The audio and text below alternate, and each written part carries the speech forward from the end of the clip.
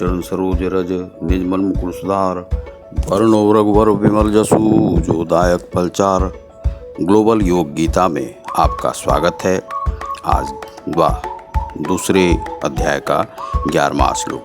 अशोच्यानन्व शोचस्त्वं प्रज्ञावादांश भाससे गतासूंश्च नानु शोचन्ति पंडिताः।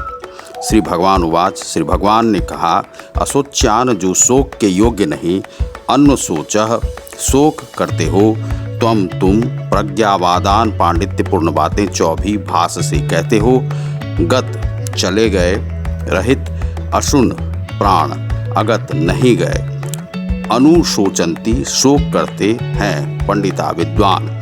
श्री भगवान ने कहा कि तुम पांडित्यपूर्ण वचन कहते हुए उनके लिए शोक कर रहे हो जो शोक करने योग्य नहीं है। जो विद्वान होते हैं वे ना तो जीवित के लिए ना ही मृत के लिए शोक करते हैं। यहाँ पर श्री भगवान गुरु बनते हुए अर्जुन को डांटते हुए कहते हैं कि तुम किसके लिए शोक कर रहे हो जो शोक करने योग्य नहीं है। और जो विद्वान होते हैं, तुम बनते तो हो विद्वान, लेकिन विद्वान की तरह बातें करने के बाद भी समझदारी नहीं है तुम्हारे पास। तुम्हें यह जानना चाहिए कि जो विद्वान होते हैं वह चाहे जीवित व्यक्ति हो या मृत व्यक्ति हो, उसके लिए वह शोक नहीं करते हैं, क्योंकि उन्हें पता होता है कि यह जीवन जो है क्षणभंगुर है।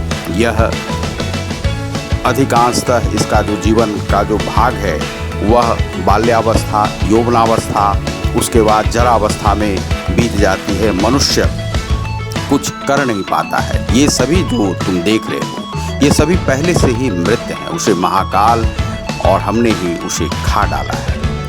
यही गीता का परम ज्ञान है, इसे तुम्हें समझना होगा।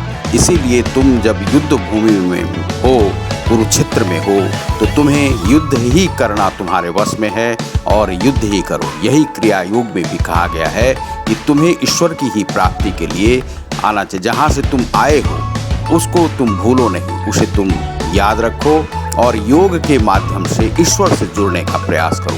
21 तारीख को योग दिवस था, तो योग हमें करना चाहिए। प्राण जो हमारे हैं उसे ईश्वर में समाहित करना चाहिए, ईश्वर से जुड़ने का प्रयास करना चाहिए। उसी से हमारा कल्याण होगा।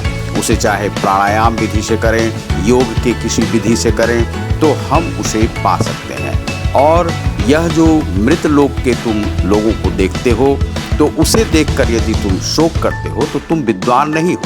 तुम्हारा ज्ञान जो है वह पूर्णतः यह कहा जा सकता है कि तुम ज्ञानी नहीं हो, और इसे तुम समझने की चेष्टा करो।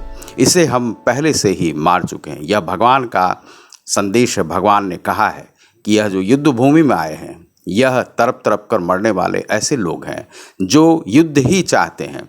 इसे कहा जा सकता है कि ये युद्ध जीवी हैं, युद्ध के लिए ही जीते हैं, युद्ध के लिए ही मर जाते हैं। यही इनका जो जीवन है, और इस जीवन में किसी को शांति से रहने नहीं देना चाहते, क्योंकि इन्हें भी अज्ञानता है। अज्ञानता के कारण से ही ये युद्ध करना चाहते हैं। बहुत बहुत धन्यवाद।